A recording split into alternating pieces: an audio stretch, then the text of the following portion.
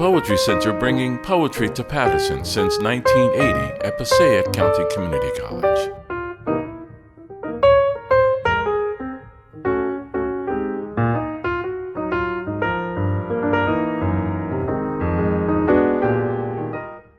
Good afternoon, everyone. I am Maria Gillen, and I'm so pleased to welcome you here to this distinguished poetry series. As you know, one of our readings in the month is always on Zoom, and the other one is in person, because we saw during the pandemic that by doing it on Zoom, some of the time we could reach people farther away that would normally come to a reading at the Poetry Center. So we're trying a mixture of both things so that we reach more people. I'm very pleased to say that today we're going to have Suzanne Cleary read, and that none of these readings would be possible without funding from the New Jersey State Council on the Arts, the National Endowment for the Arts, individual contributions from people who are members and supporters of the Poetry Center, and also from Passaic County Community College, which provides us a lot of in-kind support as well as monetary support. And I have to thank the president of the college, Dr. Stephen Rose, for his unfailing support of the Poetry Center and what we're trying to do and what we've been trying to do since 1980. Anyway, Suzanne Cleary, her most recent books are Crude Angel, published in 2018 by Bookmark Press, University of Missouri, Kansas City, and Beauty Mark, Bookmark Press, 2013. She's a recipient of a Pushcart Prize. Her other awards include a John Chardy Prize, the Cecil Hemley Memorial Award of the Poetry Society of America, the Troubadour International Poetry Prize, and fellowships from McDowell and Yaddo. Her poems appear on PBS's NewsHour.org and Poetry Daily in anthologies including Best American Poetry and the Forward Book of Poetry 2022, and in journals including the Atlantic Southern Review, Poetry International, and Poetry London.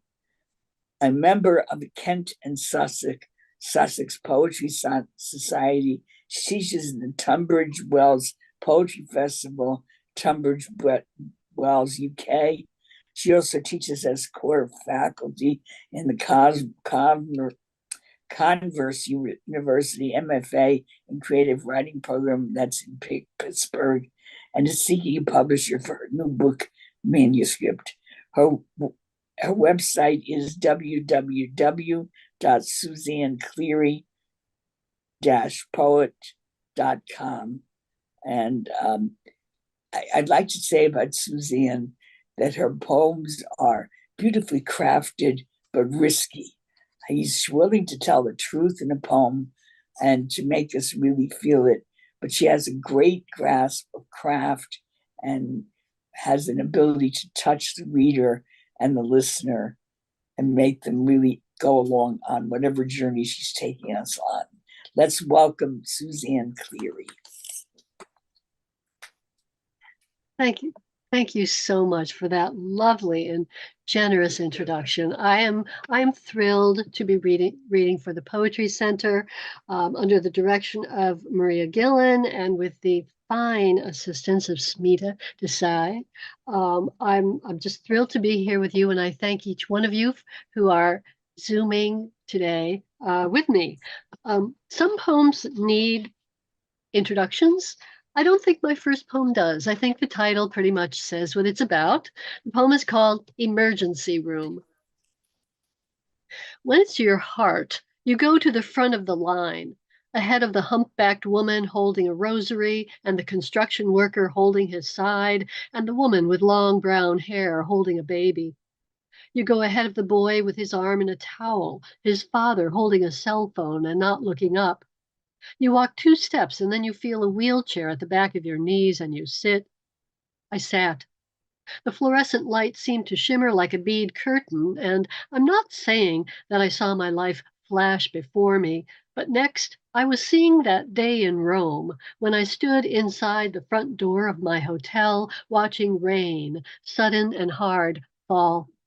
And that old man appeared with a blue plastic bucket full of umbrellas. How happy I was, I remembered, to have my choice of colors: red, blue, black, yellow. I chose a red one, then I put it back. I wanted the yellow. Everyone on our tour was choosing, and my husband helping me to open the cheap, overpriced umbrella as rain beaded on my glasses, and it became clear that we would let nothing stop us, not that day.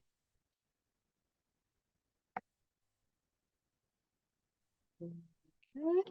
And I just taught a workshop here for the Poetry Center with a wonderful group of poets. And our subject was writing poems based on fact, sometimes poems based on things we've read. And this next poem is based on something I read. I'm a great one for reading obituaries in the newspaper. They're the first things I read. And my father did that too. And this poem is based on an obituary from a long time ago now. It took me a long time to write the poem. The obituary is dated February 19th, 2010. It's from the New York Times. And this obituary is the epigraph for the poem. The obituary reads, "A long-time Manhattan resident, Ms. Fran Lee advised radio and television audiences on household and consumer issues from the late 1940s until well into the 90s. Her purview ranged from cyclamates to asbestos to how to make a candle from a sausage." Sausage candle. Stick a wick in a sausage and light it, and you've got a candle. It's flame fed by fat. Not that you'd burn it on your birthday cake. Not that you'd light two and process to an altar. Not that you'd want one, even a small one, flickering over your romantic dinner. But the sausage candle gives light. The sausage candle gives light. Think of the books you could read by the light of that candle. Think of the dark passages it might, given the chance, illuminate. It is better to light one sausage than to curse the darkness. Imagine, for a moment, you dare set a sausage candle atop your birthday cake, and you close your eyes and you wish. Think of the wishes you could make if you weren't afraid of the ridiculous.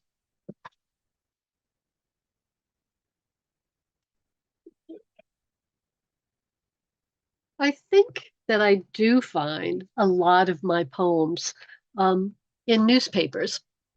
I also find a lot of them on television, so many that I think the secret is out that I watch too much television. But this poem is about something that I read in the newspaper. It was an advertisement for something called One Day University. And I was just so taken by that idea that I wanted to spend more time thinking about it. So I started a poem. Often that's the way a poem begins for me. I just simply want to remember something that I've come across, and then I want to think about it. This poem is called One Day University.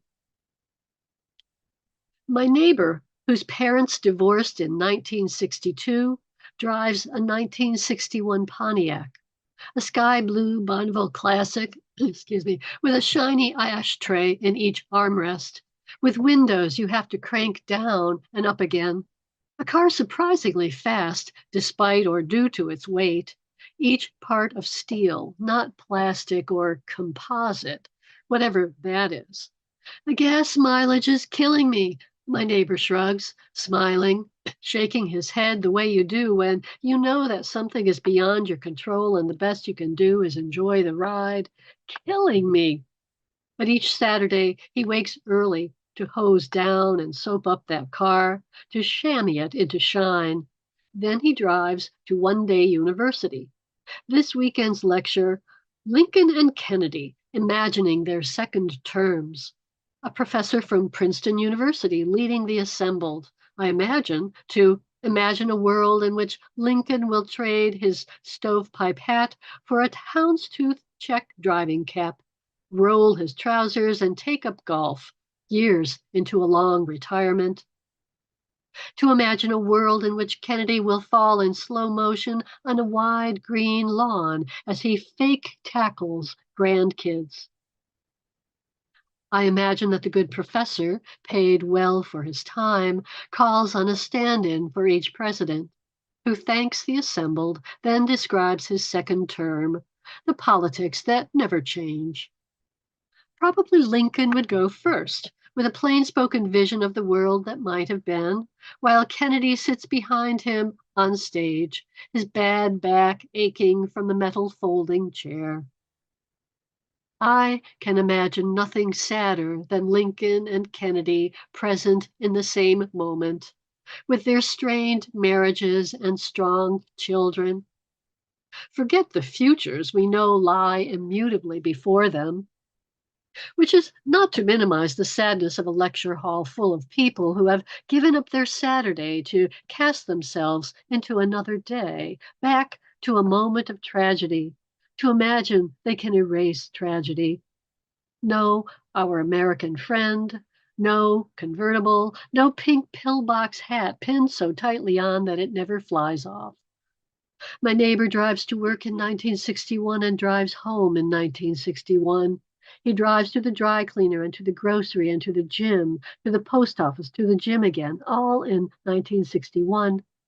The car window rolled down, his elbow hanging out. Wherever he drives, he must drive through 1961 to get there, imagining, as an educated man, not a world before or without sorrow, but a world of alternate, composite sorrows, the wind in his hair. I wrote this next poem. Excuse me. I wrote this next poem after reading a wonderful book by Diane Hales, which is called La Bella Lingua, and it's about Italian culture, but focuses on the bella lingua, Italian. So here's the poem. It is said that until 1950, every Italian could recite by heart 25 lines of Dante, so that in 1944, the partisan shepherd stationed at Pisa, ordered to shoot anyone out after dark without ID, would ask the stranger to recite from Dante's The Divine Comedy in order to prove himself Italian, the dialect to prove himself local. It is said that one night the footsteps were a professor of literature, the text the Inferno, 17th canto, the one where the usurers sit in the sand, unable to lift their eyes from purses hanging from their necks. The professor's frozen breath sparkled, rising from the wooden shack checkpoint. The professor, helpless but to love these words, which make music of wretchedness. The shepherd, helpless but to close his eyes, whether from emotion or fatigue, it would be hard to say. It is said that at line 117, the professor halted. Silent, he raised his hands to his mouth as if fingertips could lift the words from his lips. The shepherd opened his eyes, waited. Then the shepherd cleared his throat, recited the rest of the canto. This is the meaning of every. The shepherd in torn smock, as well as the man in frayed necktie, as well as no need for others to remark upon the transition from one voice to the other, smooth as when a woman with a basket of potatoes passes the braided handle from one arm to the other, so as to carry it home.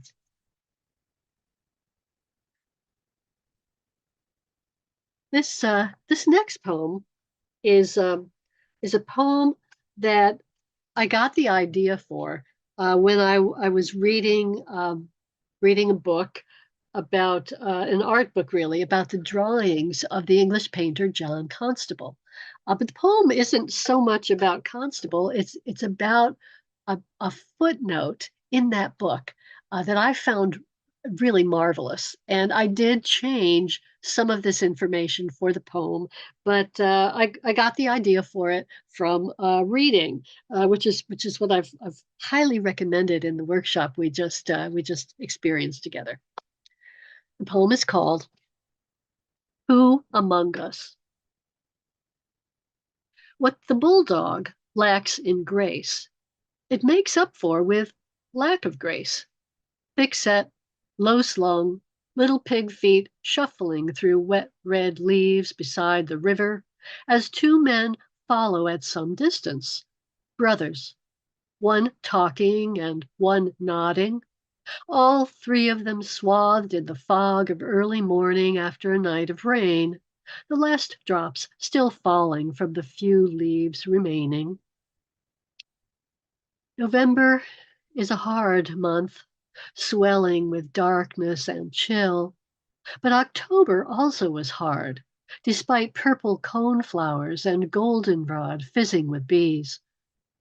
The one man slowly shakes his head and the other man nods, as if they are in a library or streetcar or anywhere, while the dog noses the fragrant ground, waddles on, his one gnarled expression expressing nothing, even as his hind leg slips and of course the other one follows, and then the dog is spinning on its stomach down the steep bank into the River Wye.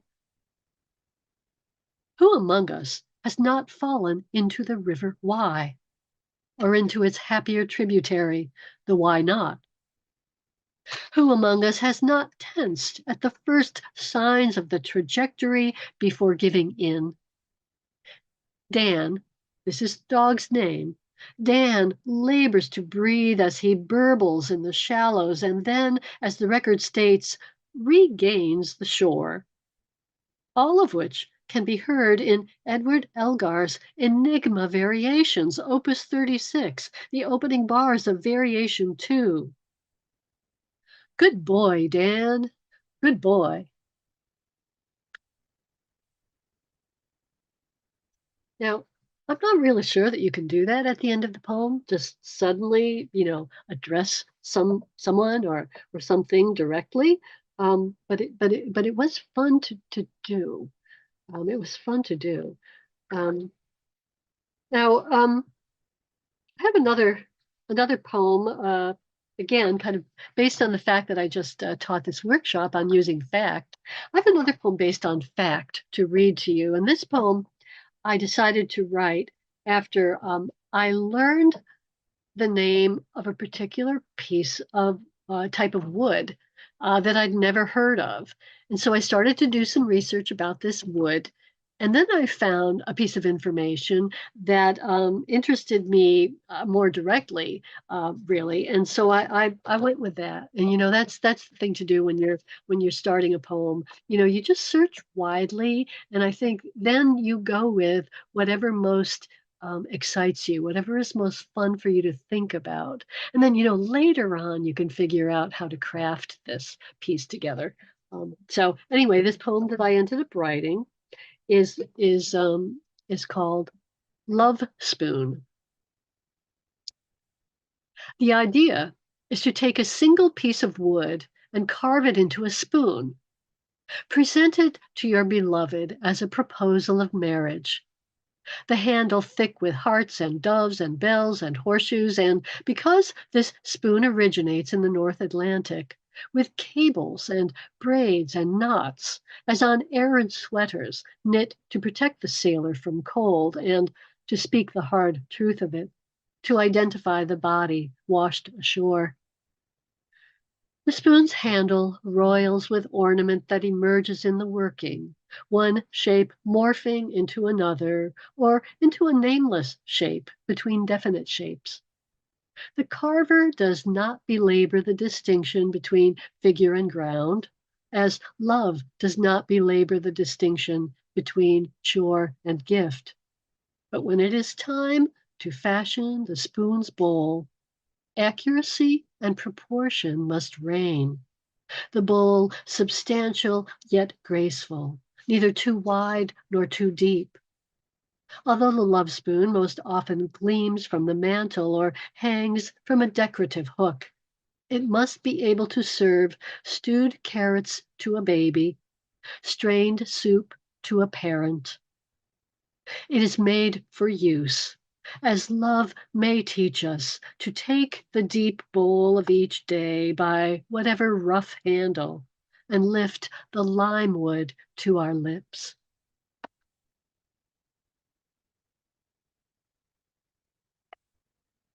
I'm going to read two more poems.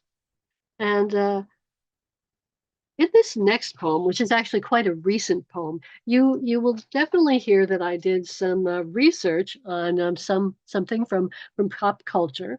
And you'll also hear some other things that may or may not be true. And I will not tell you if the premise of this poem is true. I just won't tell you. The poem is called Literary Discussion. We're standing in the conference room discussing Emily Dickinson's Scientific Eye, when at some point I say Angie, as in Angie Dickinson. And I stop dead, I blanch. I am ready to fake cough, back away. When I notice no one seems to have heard me say Angie. They probably are too young to remember her. She of the lacquered white blonde page boy that never moved from the early 60s until maybe today, for I think she is still alive. And so I let my slip slide, sure as Angie Dickinson performing a soft shoe beside Frank Sinatra, both of them wearing tuxedos, but Angie wearing only the top half, her long legs bare except for glossy nylon stockings. Angie of the turquoise eyeshadow, her eyes, whatever she trained them upon, full of adoration, as a poet's eyes must be, I believe. I could probably relate this to Emily, whose love for the world was thwarted by the world, yet never dimmed. Witness the scrapbooks she assembled of wildflowers and grasses accompanied by Latin names in her tiny script. As the discussion continues, I cannot help but hear Angie's soft purr of a voice and my father's newspaper crinkling in his lap when he heard Angie and looked up at the TV, the only woman he'd ever found beautiful except for my mother. The show was Policewoman, which aired from 1974 to 1978, approximately the worst years of my life. Angie was Pepper Anderson, an undercover cop in LA. With a bit of sleuthing, I discovered that as of 2023, Policewoman is the oldest live-action television series with all of its main actors still living, including nonagenarian Dickinson and Earl Holliman. Wasn't Holliman involved in Watergate? No, that was Halderman, and a different world from the one in which we now live. Or maybe it's the same world, but with different actors. My father's been dead nearly 15 years, my mother 2 months later. I read on Wikipedia that by the last season of Policewoman, Dickinson tired of appearing in scenes where the phone rings while I'm taking a bath. Don't we all? I mean, is there any one of us who is not immersed by the time in which we live, in which we have lived, who doesn't carry it with us everywhere? Did you know that Emily Dickinson loved to bake? I offer. She was famous for her bread and cakes. What feeds us, I wonder? I mean, why do we stand together and talk poetry as if we understand where it comes from, as if it isn't nearly always a surprise, and almost embarrassing how much we love it?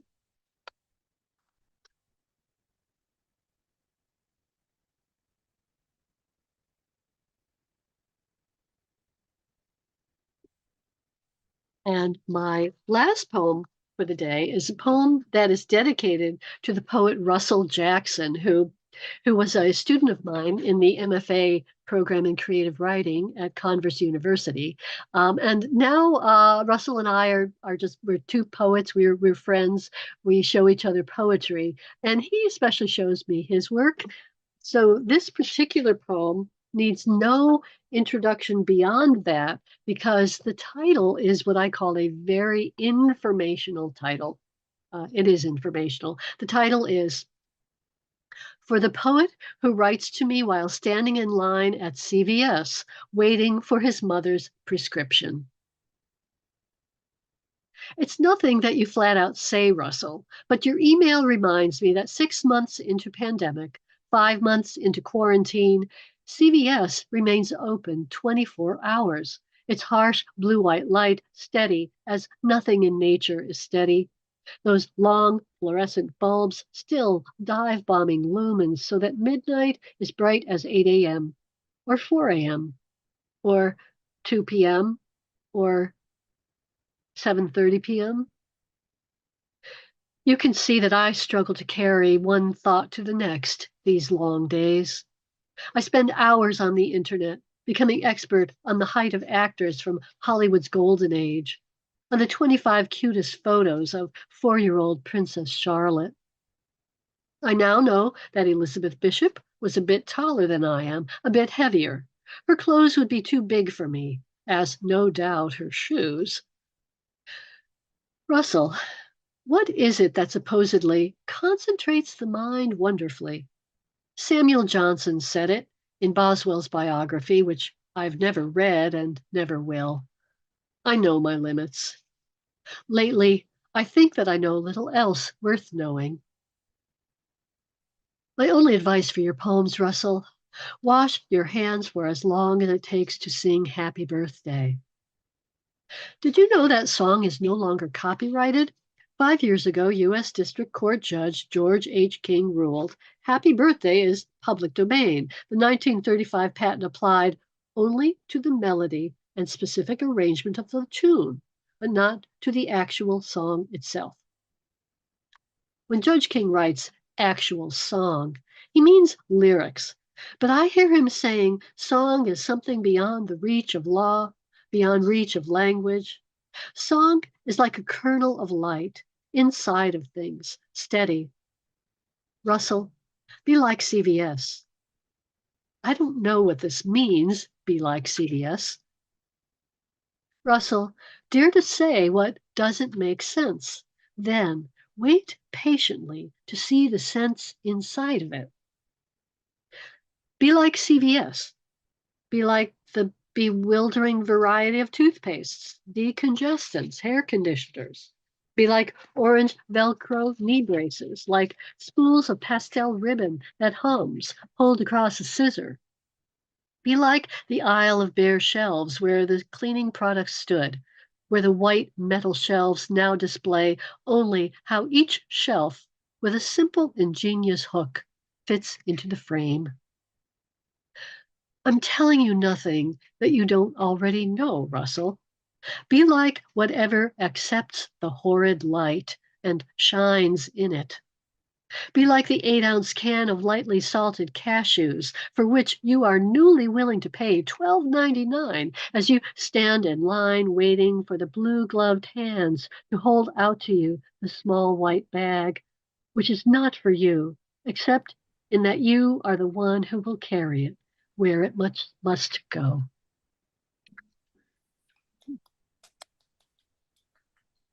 Wonderful. Thank you so much, Suzanne.